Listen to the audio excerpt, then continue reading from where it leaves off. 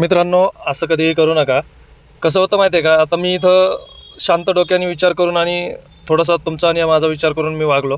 इथं जर माझ्या जागी दुसरं कोणी असतं ना, तर एकतर भांडणं करीत बसला असता, नाहीतर तुझं माझं काही ना काही होत राहिलं असतं असं, की बाबा जेणेकरून आपल्यासाठी ते चांगलं नाही आहे.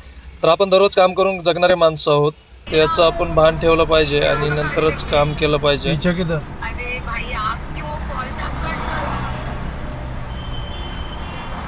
हेलो हाँ, पीछे किधर आना है?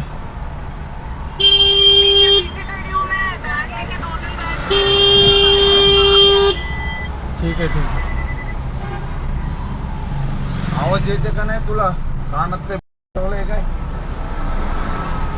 हे अशा प्रकारचं वागणं कोणासाठी चांगलं नसतं मित्रांनो. असं कधीही करू नका. एक सर्वसामान्य माणूस फक्त आणि फक्त या गोष्टींचा विचार करतो आणि शांत असतो.